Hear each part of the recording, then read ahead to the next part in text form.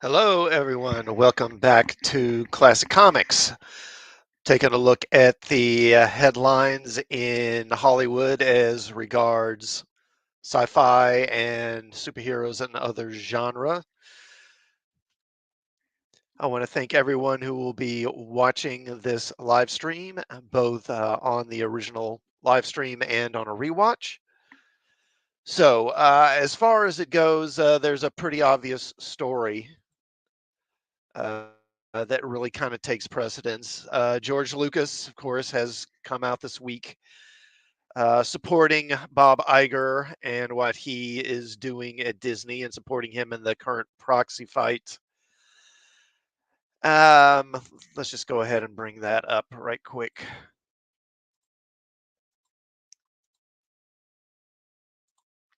And this is from the Hollywood Reporter.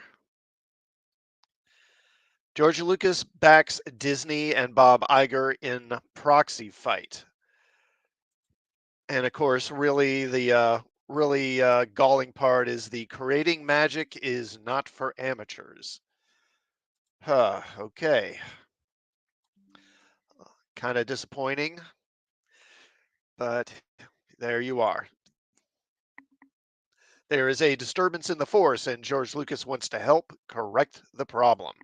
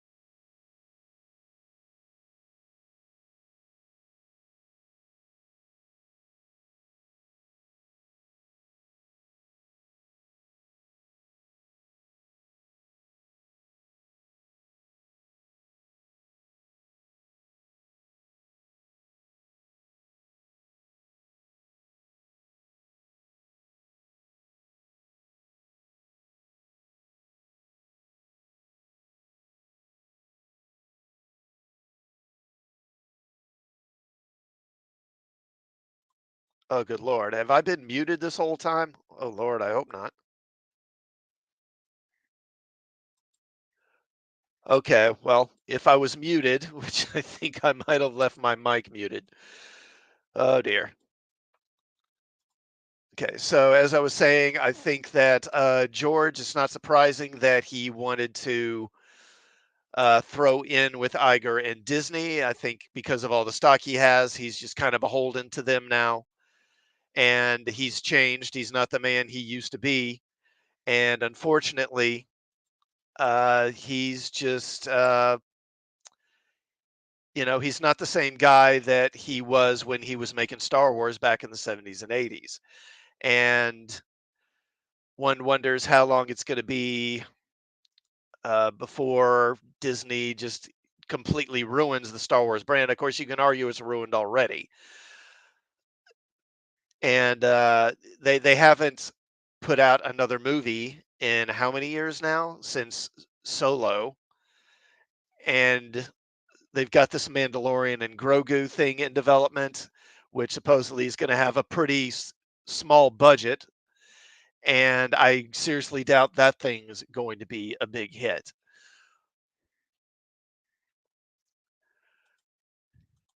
And George is just, he just wants to take it easy, I think, in his sunset years, and he doesn't need this headache anymore. He doesn't want to deal with it. And honestly, this whole thing, that statement feels very much like something that was written by lawyers to me, except for maybe the part where it talks about creating magic is not for amateurs. That feels to me something like that Disney's legal department or their PR department stuck in there, honestly. I doubt that those are actually words that came out of George's mouth, but he's signing off on it, I guess, and he's going along with it. So I guess there's really no difference. Again, very sad, but not surprising.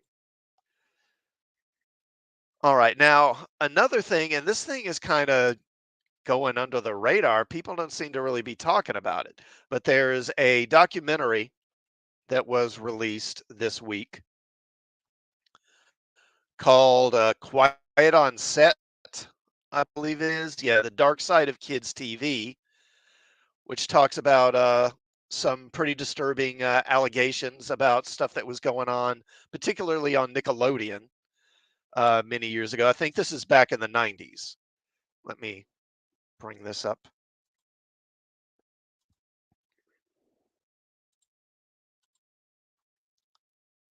Okay. And this is from Slate.com. Every allegation in the explosive new docuseries about the dark side of children's TV. Investigation Discovery's Quiet on Set, The Dark Side of Kids TV, the four-part docuseries streaming on Max about the insidious climate perpetuated by Nickelodeon showrunner Dan Schneider during the network's golden years in the late 90s and early 2000s, has brought to light shocking revelations about the alleged abuse and misconduct behind the scenes of some of the era's biggest children's shows. The allegations presented in Quiet on Set, which have rocked the millennials and Zoomers who grew up watching these shows, have spread like wildfire in headlines and on social media this past week. Not only has the information prompted a response from Schneider himself, but there has been further controversy with the names of other famous actors like James Marsden and additional Nickelodeon stars being confusingly thrown into the mix. Schneider's habit of putting child actors in subtextually sexual sketches was established on his first main Nickelodeon series, All That, of which he became the head writer and showrunner.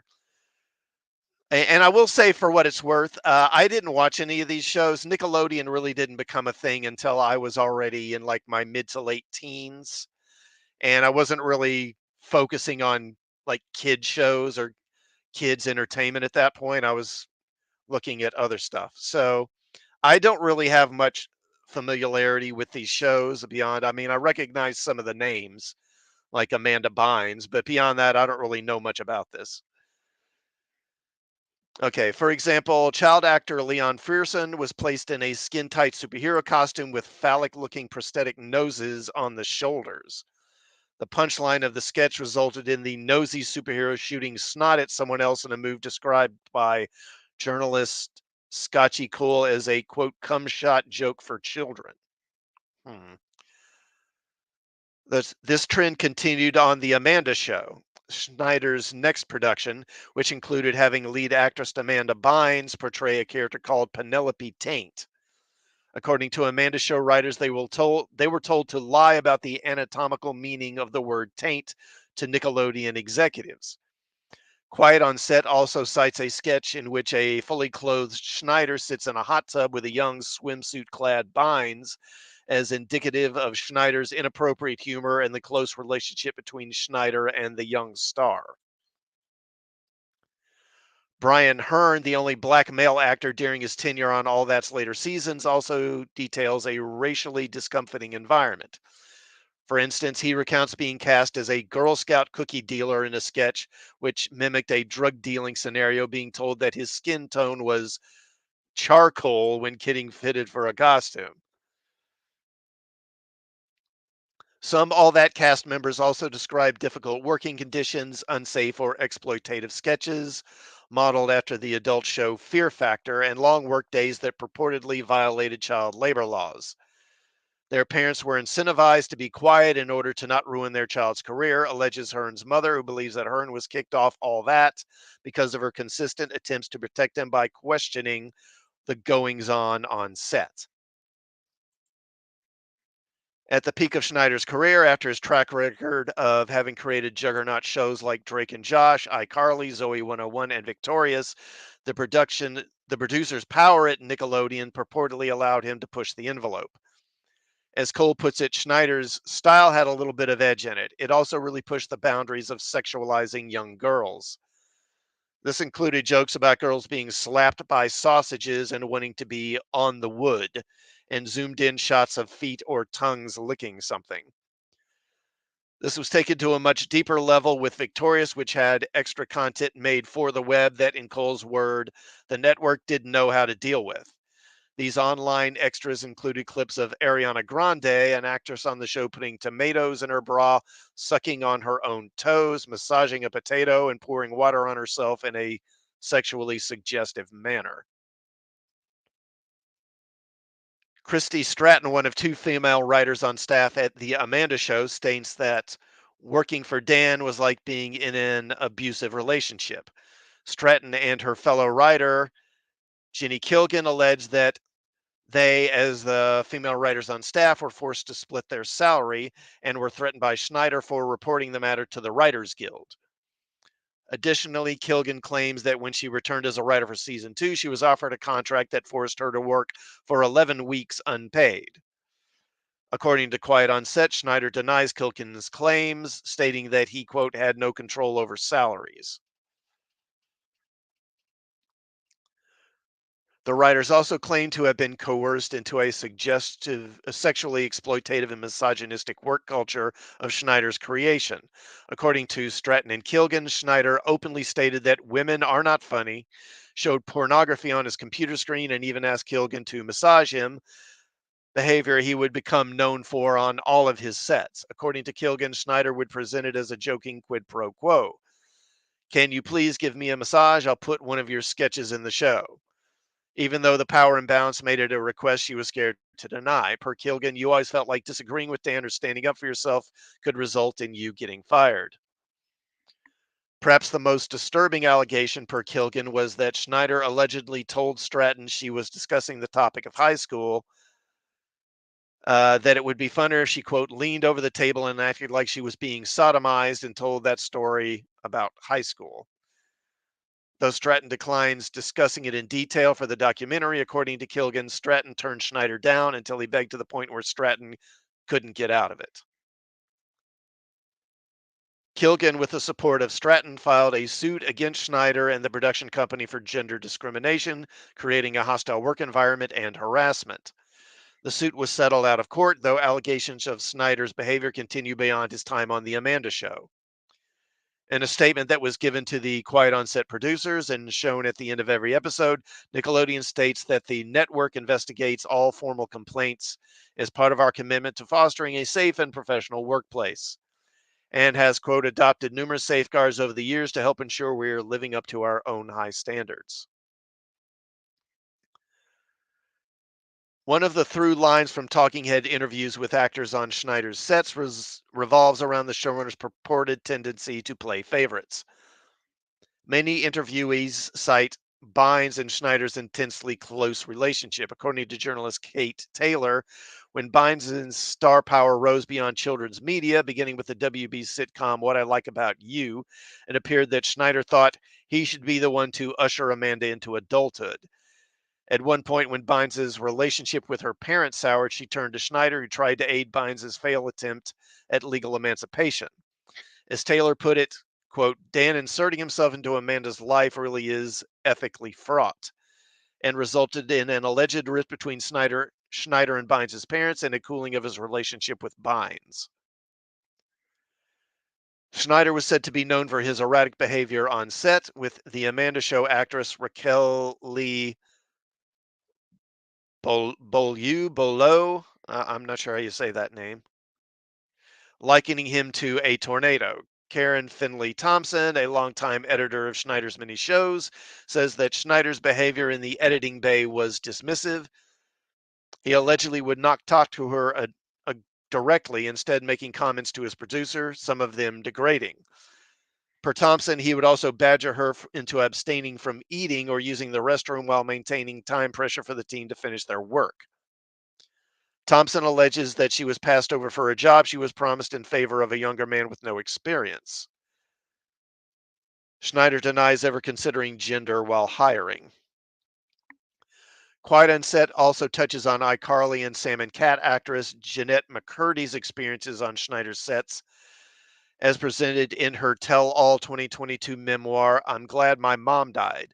After an investigation following McCurdy's alleged negative experiences on set, Schneider was reporting no longer allowed to interact with casts on the set of Sam and Cat. Schneider refuses, saying he chose to give notes from his office. According to the mother of a young girl who acted as an extra on The Amanda Show, the parents weren't allowed on set as their children were ushered around by production assistant Jason Handy. Handy, who began an email correspondence with the young girl and sent a nude photo of himself masturbating to her mother, was busted in 2003 for his inappropriate behavior towards children. Law enforcement raided his home and, according to Taylor, found an enormous trove of child pornography, including over 10,000 images of children. Additionally, he had Ziploc bags with tokens of his relationships with children he knew, including the underwear of a 7-year-old girl. Jesus. After testimony that accused Handy of engaging in sexual activity with a minor, he was eventually sentenced on 2 felony counts and 1 misdemeanor. Jesus. 4 months after Handy's arrest, Brian Peck, an actor turned dialogue coach who portrayed the character Pickle Boy in All That, was arrested. Peck, who was pen pals with the serial killer John Wayne Gacy, what? Holy crap, was arrested on 11 charges of child sexual abuse related to a child actor. A guy who was a pen pal with John Wayne Gacy. Oh, my Lord. In 2009, another worker at the Nickelodeon lot, Ezel Channel, was convicted of abusing a boy on the lot in 2005. He had prior convictions as a sex offender. Good Lord. The most shocking part of Quiet on Set is the revelation that Brian Peck's victim was Drake and Josh star Drake Bell. According to Bell, who provides a rare talking head interview in Quiet on Set, he and Peck, no relation to Drake and Josh co-star Josh Peck, became close. Bell's father, who appears in the documentary or docuseries, says that the relationship started with Peck always being around Bell and finding ways to make physical contact. When Bell's father voiced his concerns to producers, he was accused of being homophobic against Peck. Yes. Yes. When you get caught, cry homophobia, sure. Never heard that one before.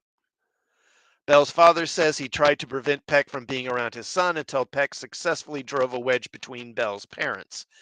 After Bell's father stepped back as his manager, Peck convinced Bell's mother, who became the main guardian, that it made sense for Bell to stay at Peck's home for easier access to auditions. Quote, he had pretty much worked his way into every aspect of my life, Bell says in the documentary. On one of those occasions, Bell woke up to Peck 41 sexually assaulting him. This kick-started a pattern of abuse continuing over a 6-month period that increased in severity. Bell says he realized he was trapped with no way out. Bell describes the abuse as extensive and pretty brutal, concluding by saying, why don't you think of the worst stuff that someone can do to somebody as sexual assault? That'll answer your question. Though the actor does not elaborate further, the implication coupled with known details of Peck's arrest suggests various traumatizing acts of sexual assault. It wasn't until Peck reportedly tried to convince Bell to get Schneider to cast Peck as Bell's father on Drake and Josh that Bell told his mother what had happened. This resulted in the 2003 arrest and investigation, which involved Bell having to recount every excruciating detail, as well as getting a recorded confession from Peck via a tapped phone line. Though Bell says he was not provided with therapy or clinical help following the abuse, he does state that Schneider was actually, quote, the one person that he remembers being there for him. Interesting. The stress of the abuse, which took place at the height of Bell's career, impacted him physically and mentally. Bell struggled with on and off alcohol and substance abuse for decades. In 2021, Bell was convicted and sentenced for child endangerment, pleading guilty to charges related to sending inappropriate text messages to a minor. In the docuseries, Bell admits responsibility for the incident, but alleges that the, quote, misinformation regarding his charges in the press absolutely destroyed him, causing him to spin out of control. When recalling testifying against Peck in court, Bell remembers Peck's side of the courtroom being full of notable figures in the industry, some of whom wrote letters of support for Peck. Quiet on Set names some well-known letter writers, including actors James Marsden, Taran Killiam, Alan Thicke, Ron Melendez, Ryder Strong, and Will Friedle. On top of asking for leniency for Peck, some letter writers also appear to have used victim-blaming language. However, some of the letter writers have since said they were fed misinformation when they wrote their letters of support, stating that they would not have written them now that they know the full story. Though Peck pleaded no contest to 2 charges of child sexual abuse and was sentenced to 16 months in prison in order to register as a sex offender, he still ended up working again on the Disney series The Sweet Life of Zack and Cody before his past was brought to light. For crying out loud. Oh my God. In 2017, after the growing Me Too movement restricted rumors or resurfaced rumors about Schneider, Nickelodeon launched another investigation into his behavior on set. Subsequently, in 2018, Schneider was dropped by Nickelodeon with a reported $7 million payout. As Taylor reports, the investigation didn't find evidence of inappropriate sexual behavior or relationships with children, but it did find, quote, evidence of being abusive to others in the workplace, unquote.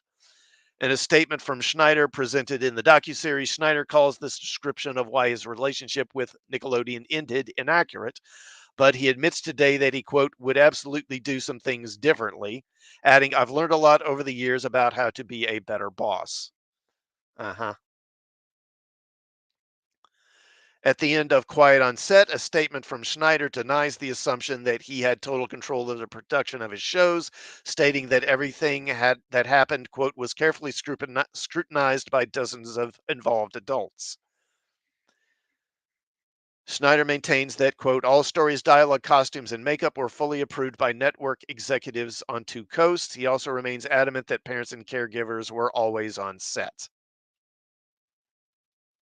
On Tuesday, Schneider responded to the docuseries in a nearly 20-minute YouTube video moderated by iCarly actor by an iCarly actor who goes by the name of Bougie.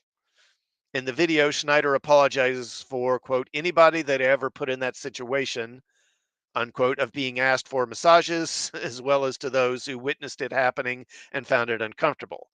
He also says that being a participant in the inappropriate jokes, quote, especially when I was leading the room, embarrasses him. Schneider Schneider expresses regret for the claims surrounding both his volatile behavior on set and the more exploitative fear factor like sketches on All That. He notes that he would be much more willing to cut segments of his shows that were upsetting, but maintains that adults are looking at the jokes on his show through their lens when they were intended for children. Huh. Well, it's long been argued by some that Hollywood is kind of a haven for certain types of people who have certain proclivities towards certain people, and this certainly falls in line with that. Uh, for crying out loud, a guy who is pen pals with John Wayne Gacy is working on your kid's show. And a guy does all that crap and then he still gets a job on a Nickelodeon show. Wow. Uh, okay, let's move on. Okay, so it looks like Disney's going to be cutting some projects. So let me bring that up. And this is from Forbes. MCU report: no Eternals 2, Captain Marvel 3, or Ant-Man 4 as Disney gets risk averse. Disney has previously been thought to be scaling back the MCU, which has recently become overloaded with underperforming films in theaters and vastly expensive shows on Disney Plus. Now, we may be hearing what that will look like in practice. Insider Daniel Rickman is reporting that Eternals 2 is no longer in development, and other potential projects like a third Captain Marvel movie or a fourth Ant-Man will not be pursued. If you've been tracking Marvel's hits and misses, these three specifically may not come as a huge shock as something Marvel does not want to invest in from here. What? That's not written well. All performed poorly, relatively speaking, among critics and at the box office. The three last films in question, Eternals has a 40% Rotten Tomatoes score and made 402 million worldwide. Ant-Man and the Wasp: Quantumania has a 46% Rotten Tomatoes score and made 476 million worldwide. And The Marvels has a 62% Rotten Tomatoes score and made 206 million worldwide. Ouch. I think The Marvels was probably the movie alarm bell that set all this off, while the 200 million Secret Invasion was probably the show alarm instead. As much as I think both Eternals and The Marvels were underrated given their performance, I can understand why sequels would not be pursued. However, I don't think it's wise for Marvel to just ditch Brie Larson's Captain Marvel, and Aman Vellani's Kamala Khan should be given more to do, not less, given how great she is in the role. As for Ant-Man and the Wasp, they can show up as Avengers, I suppose, but Eternals is probably going to have to remain a what could have been, and I would not expect to see them again. Yeah, I don't think they're going to be missed by very many people. And I think what this boils down to is that, Marvel has been effing around for the last several years, and now they're finding out. And the money's not there anymore. They've blown so much. They have wasted so much money. They have thrown so much money away. And I've said this before. It's unbelievable how much money, how much time and resources and audience goodwill has been just completely thrown out the window for the sake of, the message. And Now we're seeing the results. They can't afford to keep doing this crap anymore. They got to do stuff that they know is going to make, or well, that they at least believe is going to make money. Which and I've seen, headlines to the effect of they're going to focus on more reliable titles and more reliable franchises, and that would seem to mean, one would think that would mean more, Thor, Captain America, Hulk, Iron Man, because those are the really, and well, probably now Fantastic Four and X-Men as well. But obviously there are going to be limits to that because, I don't think Robert Downey Jr. is coming back as Iron Man. So that takes Iron Man out, probably. I doubt Chris Evans will return as Captain America. And yes, I know they have, Sam Wilson as Captain America. It's not the same, and it's not going to bring the same results. Chris Hemsworth, he seemed to, after, there was that story where he got that diagnosis that I guess he has, genetically, he has a high chance of developing Alzheimer's later in life. He said something to the effect of that around that time, that he might do one more Thor movie, I think, but it would have to be really good. And that was pretty much it. So it's not like you can rely on Thor long term. And then there's the Hulk, and more recently, Mark Ruffalo has said that they're probably not going to do a Hulk movie because of the expense of it, because he's a motion capture character. So yeah, this pretty much means I think they're going to be leaning on Fantastic Four and X-Men very heavily going forward. They'll probably also lean on Black Panther, which they think is like one of their cornerstone characters, but it's not like that Black Wakanda Forever did all that great. And well, I mean, what else is there? Doctor Strange. I mean, I guess there's maybe one more Doctor Strange solo movie probably, and that'll be that. And then, I mean, what else have you got? Guardians of the Galaxy has run its course. There's just not much left. So I don't know. We'll see. Okay. Let me. Okay. Yeah, I've got a couple of other Marvel related stories here. Let me focus on those. Oh, yeah, there's that. Okay. So let me bring this up.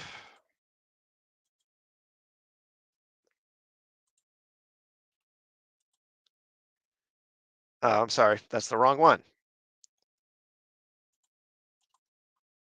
Hold on. Come on, come on. Okay, here we go. And this is from Variety. So Jonathan Majors is being sued for assault and defamation by his ex-girlfriend, Grace Jabari.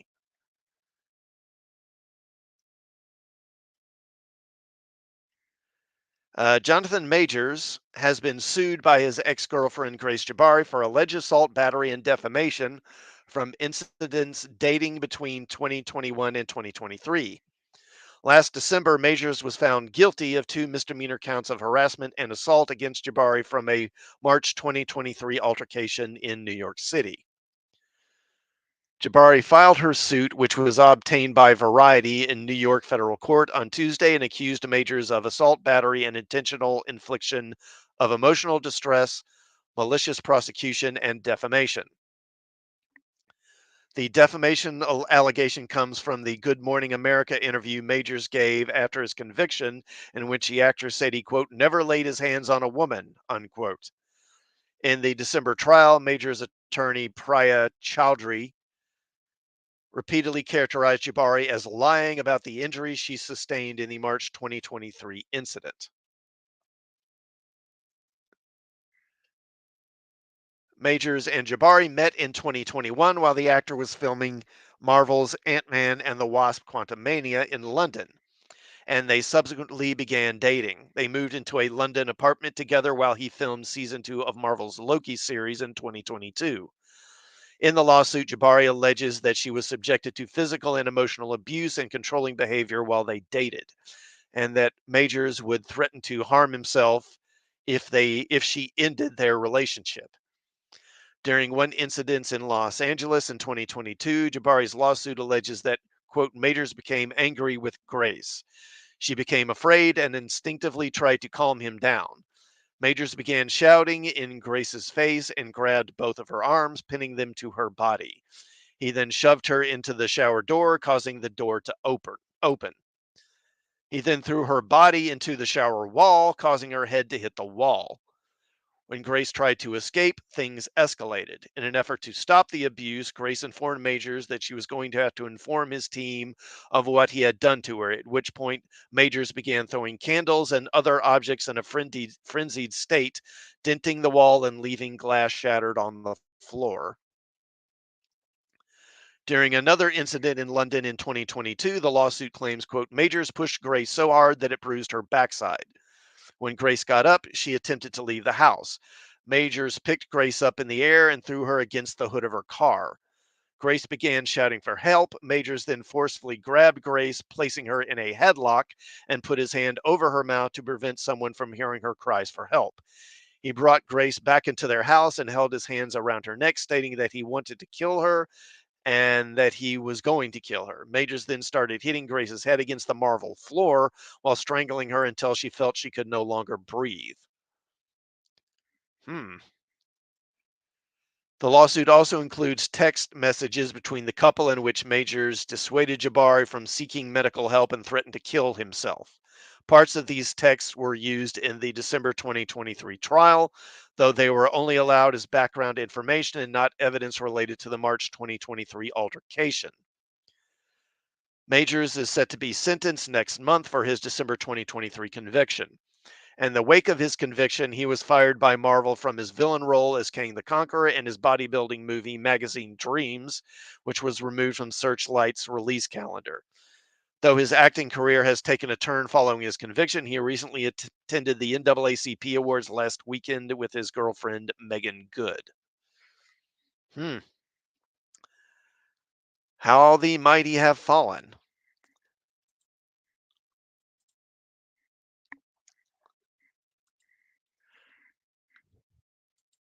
Okay. All right. Let's go ahead and move on to the next one here. And this is from Comic Book Resources.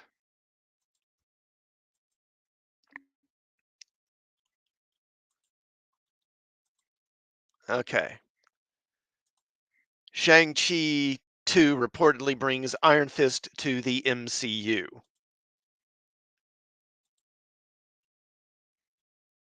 Okay. According to trusted insider Daniel Richtman, Shang-Chi 2 will begin filming in 2025, with Destin Daniel Cretton returning as writer and director.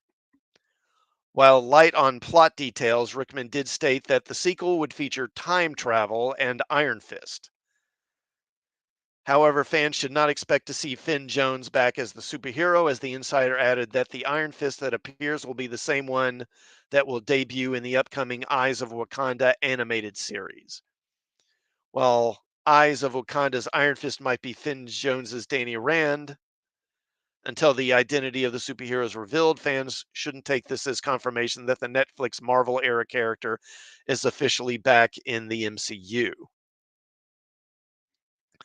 Released as part of Phase 4 of the MCU, 2021 Shang-Chi and the Legend of the Ten Rings follows the title character played by Simu Liu as he is forced to confront his past when his father, Zhu Wenwu, the leader of the Ten Rings terrorist organization, draws him and his sister, Zhu Jialing, I'm probably butchering these Chinese names, but bear with me, into a search for a mythical village. Although released during the height of the COVID-19 pandemic, Shang-Chi was still a box office success for Marvel Studios, grossing $432 million worldwide. The movie also broke the record for the largest four-day Labor Day weekend, earning $94.67 million. Following its commercial success, a sequel to Shang-Chi was announced in December 2021. Marvel Studios has kept the development of Shang-Chi 2 mostly under wraps, with Rickman's report being the first concrete information fans have received since the title for the sequel was supposedly leaked. In 2022, or July 2022, a leaked European trademark revealed that the sequel would be titled Shang-Chi and the Wreckage of Time. While neither Marvel Studios nor Rickman have confirmed this title, Wreckage of Time would fit with the latter's claim that the sequel will feature time travel. However, until Marvel officially announces the title, fans should continue to refer to the project as Shang-Chi 2. At the time of writing, Liu is only confirmed to appear as Shang-Chi in his upcoming sequel and the animated series Marvel's Zombies. The actor has hinted that the superhero will be part of the upcoming Avengers sequels, teasing back in 2022 after Marvel Studios' San Diego Comic-Con appearance. I don't want to jump the gun or anything, but I feel like there might be room for me in a couple of those, wouldn't you say? I'm going to be busy the next few years. However, in February of 2024, Liu revealed that he wasn't sure if he'd be part of Avengers 5 or Avengers Secret Wars, stating, quote, "Oh man, I don't know, to be honest. I mean, those things are so above my pay grade. I just want to continue to be a fan of it. When I get a call of like, hey, this is what you're in and this is where you're going to show up, and this is when you're going to need to be blacked out for." While unsure about his involvement in the Avengers franchise, Liu did declare that Marvel needed to, quote, "give the people a sequel to Shang-Chi." So, with the idea that it's going to involve time travel, I would be willing to bet that Finn Jones's Iron Fist is not going to be appearing in this thing. This will probably be a different Iron Fist. There was an episode of that Netflix show that showed a version of Iron Fist in the past. And so maybe it would be that one. Also, I didn't watch the second season of Iron Fist, but supposedly I've heard that they more or less made the Colleen Wing character, the female character, into Iron Fist. So maybe she would be the one. I don't know. But I find it hard to believe anyone's going to be that excited about seeing Iron Fist, especially an Iron Fist in the past. But who knows? We will see. Okay. Let me move on to the next one here.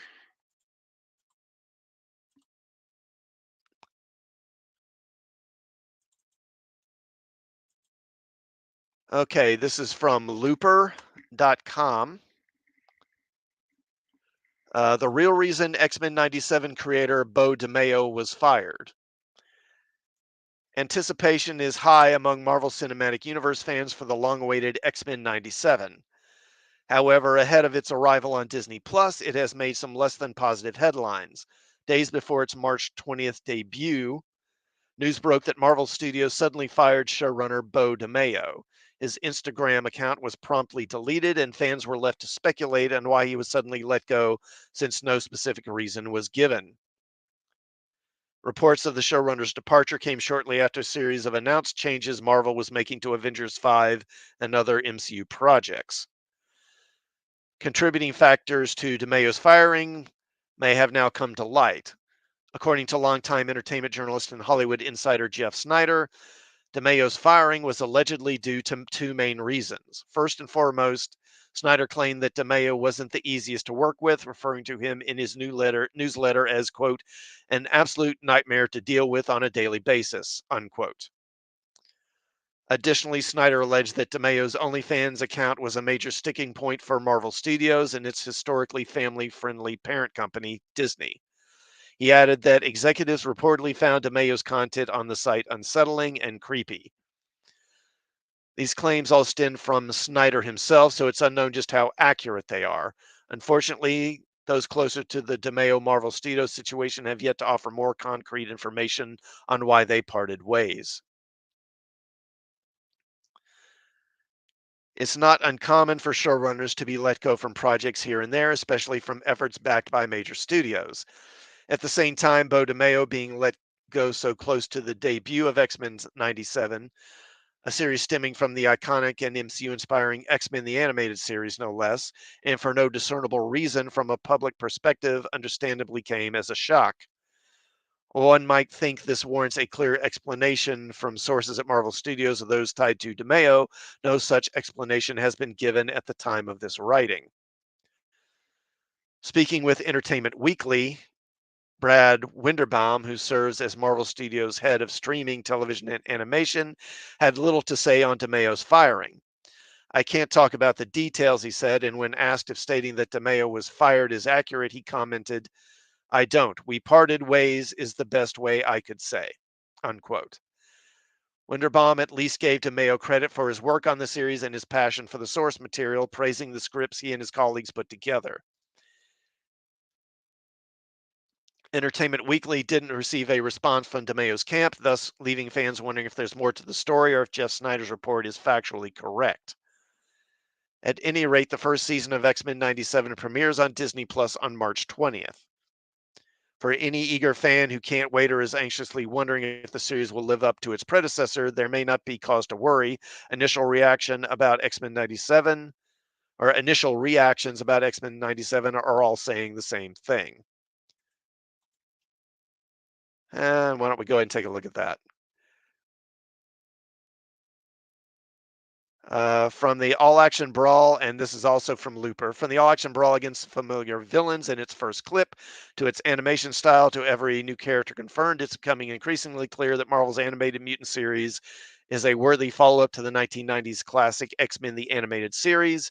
And now the initial reactions to its first 3 episodes are here, giving us all the more reason to believe that X-Men 97 will be a pretty good show that isn't content with merely riding the coattails of the beloved original, but intends to continue the story in the best possible way. Quote, okay, now I can say I've seen 3 episodes of X-Men 97. It's on the whole good, a solid continuation, but that means it has a few of the show's stumbling points too. When it's great, and so far that's more often than not. Scott fans will be feasting. James Whitbrook of IO9 and Gizmodo wrote on X, formerly known as Twitter, indicating that Cyclops plays a particularly prominent role in the series. Others went even further with their praise. Quote, the first 3 episodes of X-Men 97 are absolutely epic. It exceeds expectations in every way. Comic Books Jamie Jarek tweeted, quote, beautiful animation, excellent storytelling, and above all, my favorite thing about the X-Men, the drama. Quote, one interesting point critics have made is the show's commitment to the long term. Quote, they are not only building off of the previous 5 seasons, but they are also clearly setting up huge season-long arcs, if not even longer, journalist Jeffrey Harris wrote. So yeah, most of what I've heard from folks about X-Men 97 is pretty positive. That I have heard several times that Cyclops in particular comes off really well, which is nice to hear because one thing that really grated me about the X-Men movies was the way Cyclops really was turned into a side character. That really just drove me up the wall. But apparently, the new animated series is repairing that, and I'm glad to see that. Okay, so let's go ahead and move on to the next one here. And this is also from The Hollywood Reporter.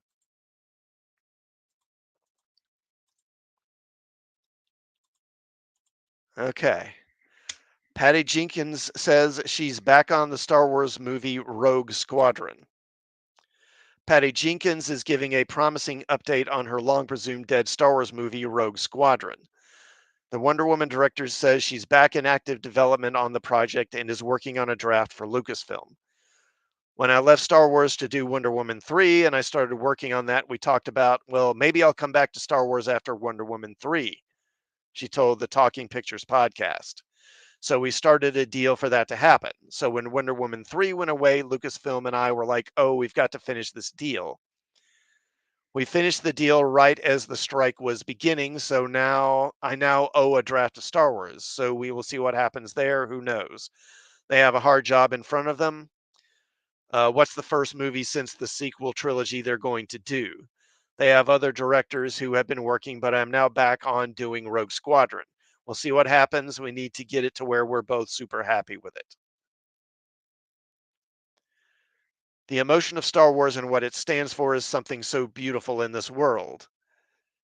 Is something so beautiful in this world, she added. Star Wars was born out of World War II, so in that way, I've always wanted to make a fighter pilot movie. Really? You've always wanted to make a fighter pilot? Okay, okay, sure. Sure, Patty. So, yes, I would love to do it. Lucasfilm has developed multiple projects for the big screen, but has had trouble getting one over the finish line following 2019's Star Wars: The Rise of Skywalker.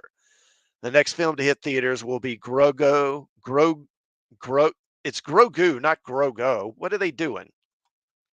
Crap. Come on. They've got Grogo here.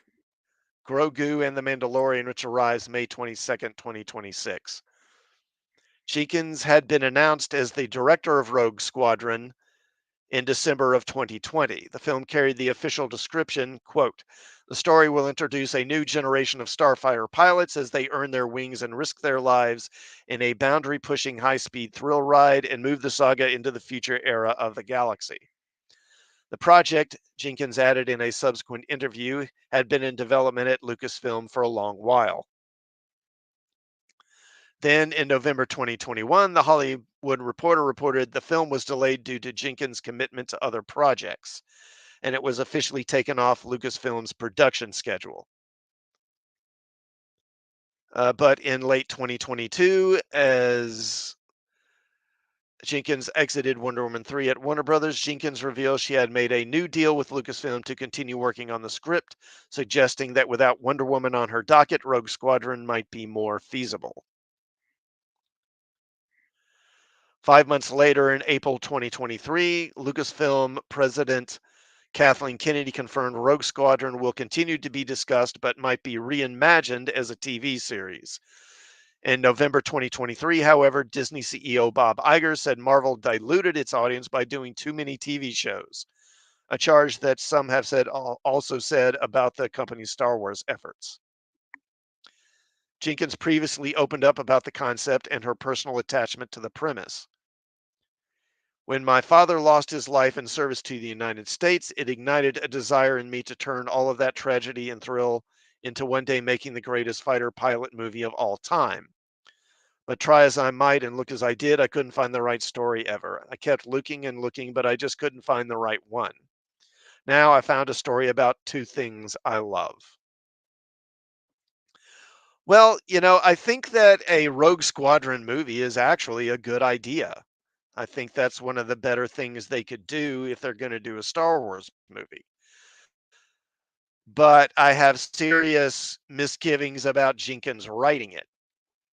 I think she's a good director, but as a writer, I don't know because she directed the first Wonder Woman movie, which was pretty good, but she really didn't have much to do with the writing on that. I mean, she had some involvement, but she didn't write the thing herself.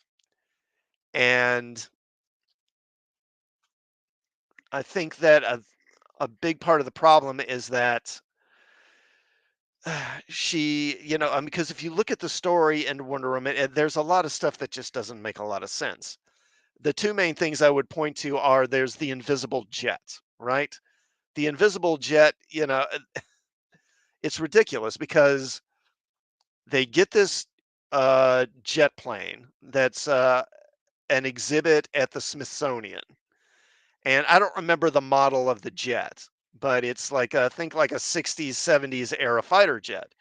And then Steve Trevor can fly this jet with no problem, even though he was a pilot in World War One. He flew single propeller planes, like Sopwith Camels and stuff like that, or biplanes. He doesn't know anything about jets. He doesn't even know what a jet engine is, but he can fly this plane somehow.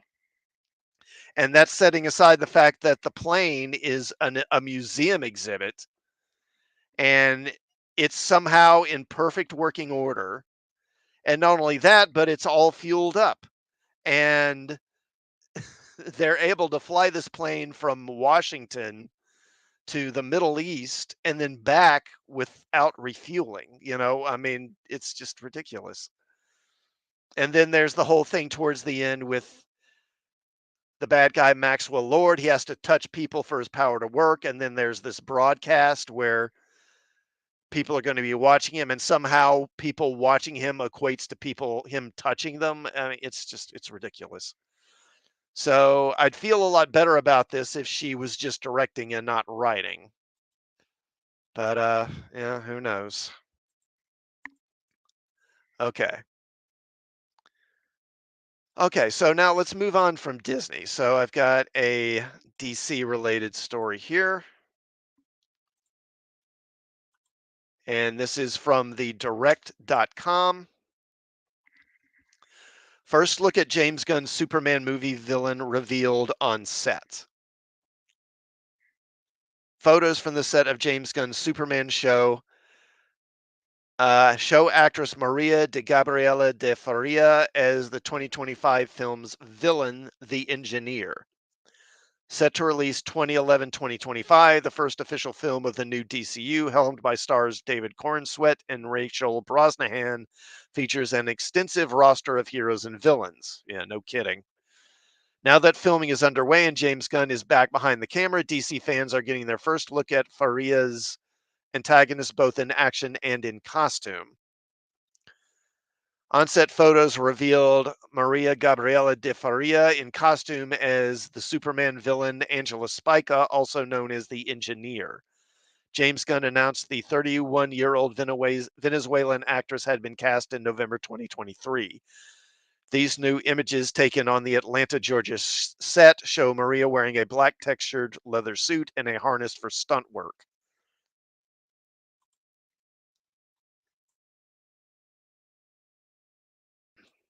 Excuse me. Yeah, so I'm guessing, I mean, first of all, well, let me read the rest of the article first. In DC Comics, the Engineer is a member of a cynical, brutally pragmatic anti-hero team known as the Authority, who have an upcoming film within the DCU's Chapter 1 Gods and Monsters. Her unique skill set stems from the fact that her blood was replaced with nanotech, allowing her to manipulate technology. Come on.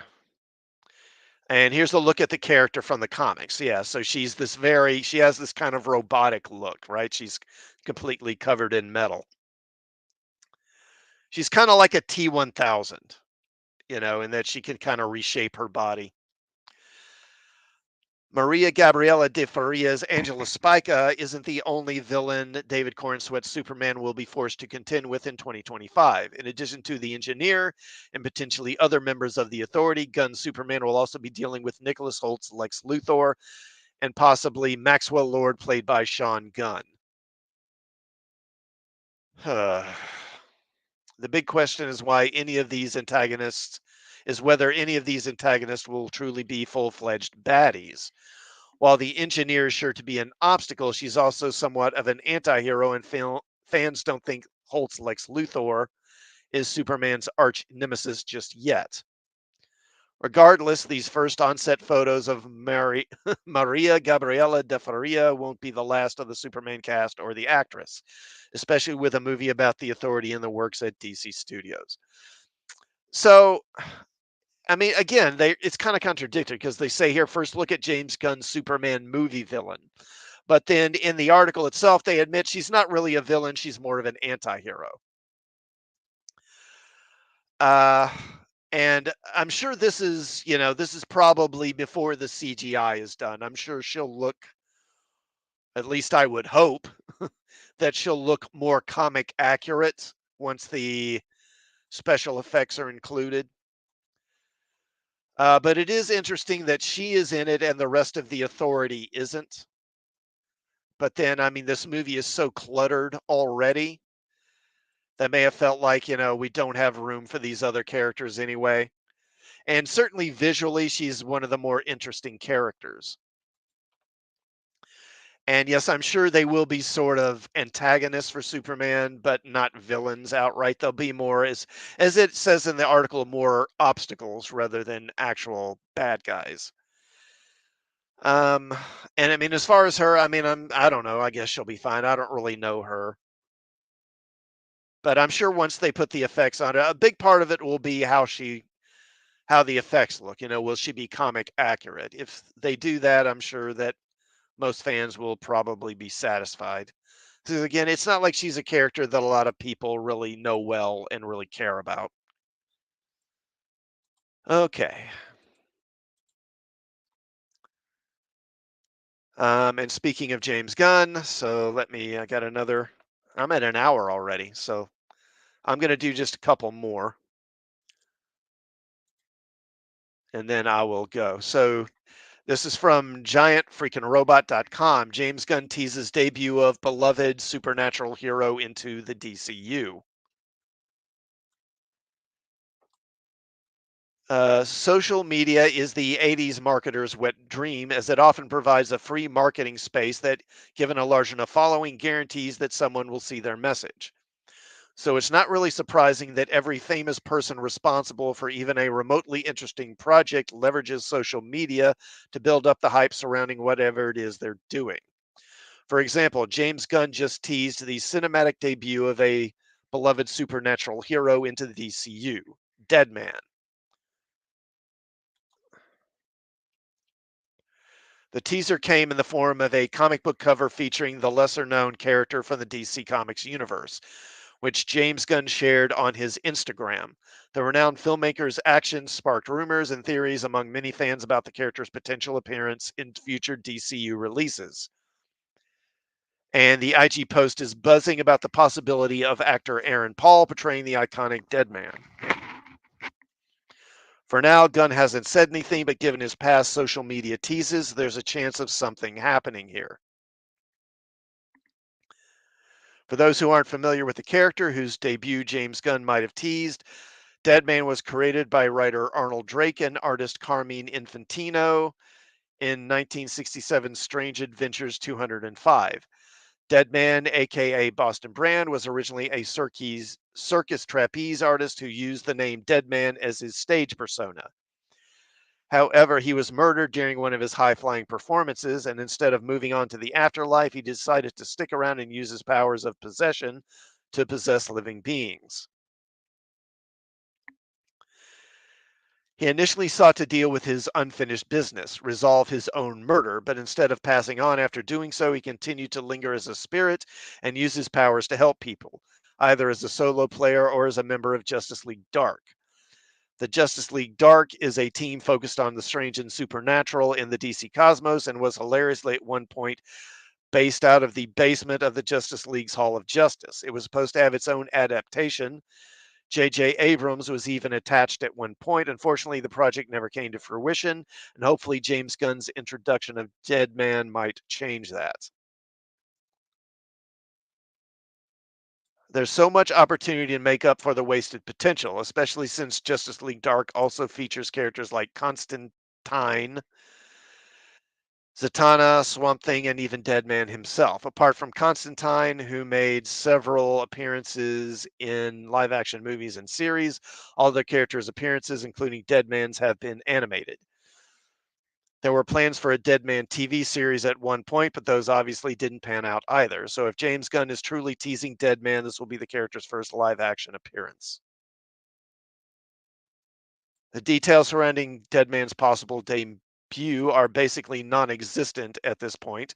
Assuming that Gunn is truly teasing Deadman's debut, we still don't know whether the character will get his own feature film or if he will appear as a side character in one of the upcoming movies from the Gods and Monsters lineup.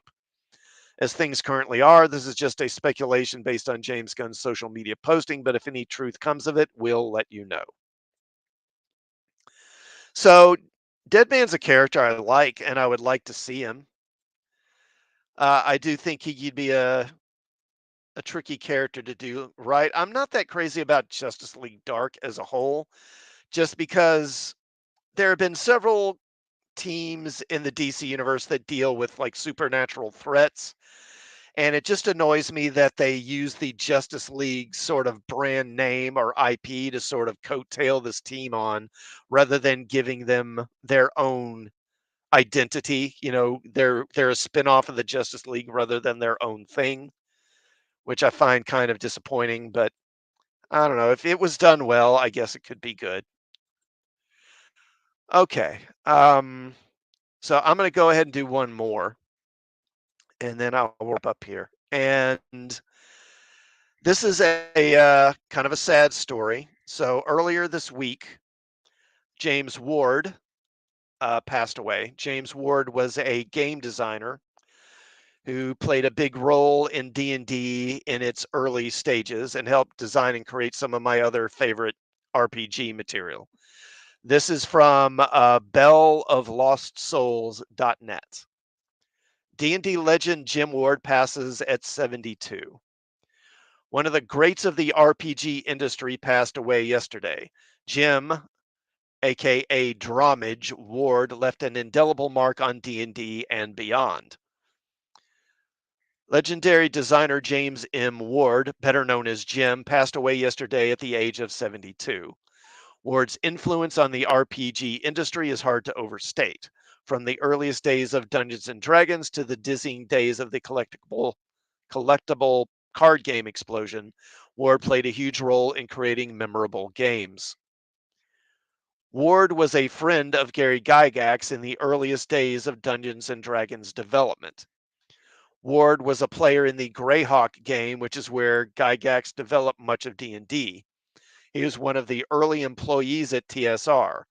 Ward's character, as many of the original players were, was made canon in D&D as Dromage, which is Jim Ward spelled backwards. And I guess this is I believe this is a card from one is it that Spellfire game?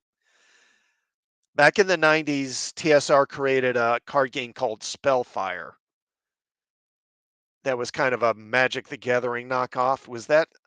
I don't know if this is from that or not. Players from older editions might know some of his namesake spells, such as Dromage's Instant Summons or Dromage's Marvelous Shield. But Ward's tenure with D&D goes much deeper than playing the game and creating spells. He helped introduce gods into D&D in a big way. He is one of the co-authors of an early supplement, Gods, Demigods, and Heroes, for the original pre-first edition D&D rule set. And here we see the cover of that. And down here you see Kunz and Ward.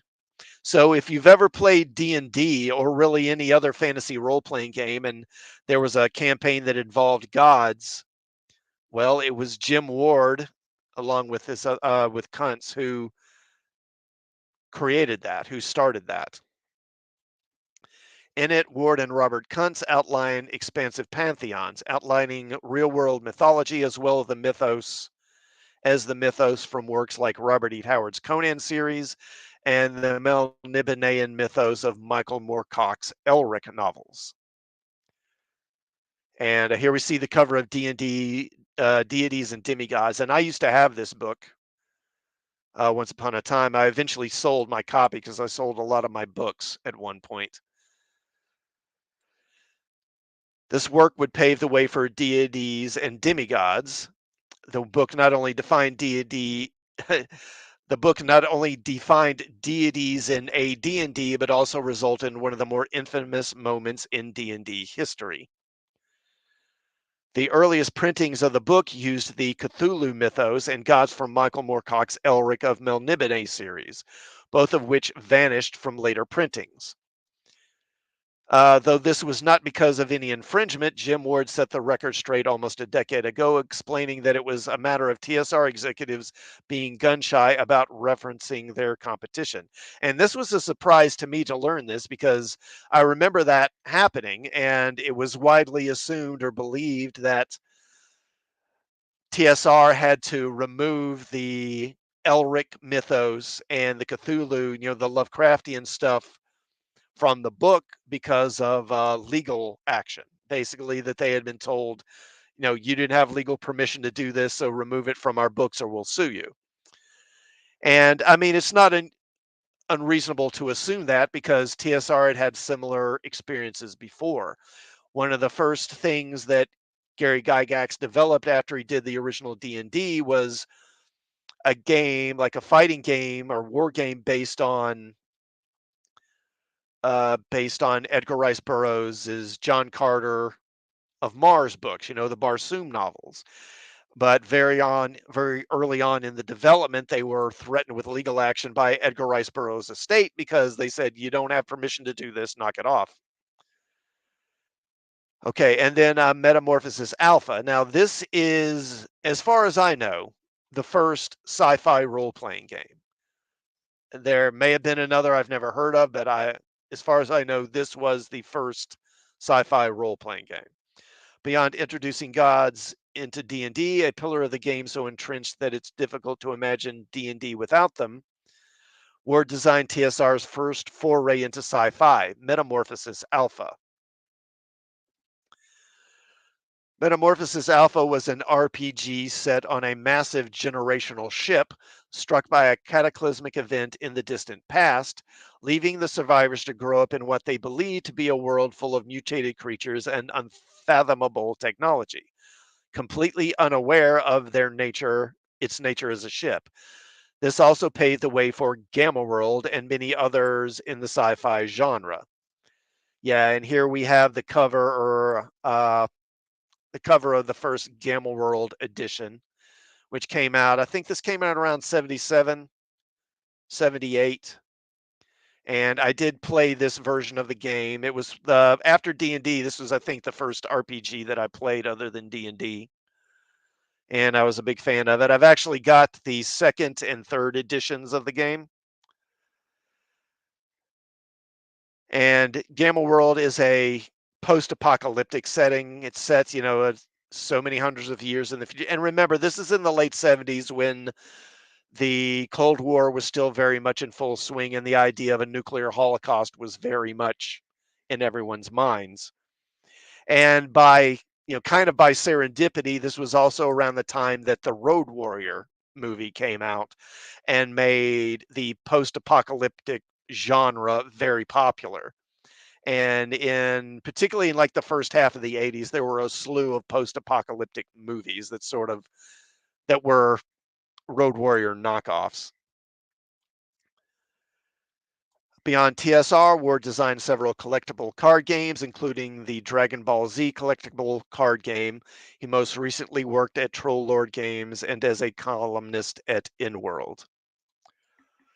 So yeah, sorry to hear this, but that's a lot of the guys from that generation, those early D&D players who went on to be pillars of the early RPG world. A lot of them have already passed, and sadly, we can expect to see more of them going in the future. All right, so I'm at an hour and 15 minutes here, so I will go ahead and wrap it up. I want to thank everyone who tuned in to listen and everyone who will listen on a rewatch. Please do like this stream. And if you would, please do sub to the channel and check out some of my other videos while you're here. And I will see you all next time.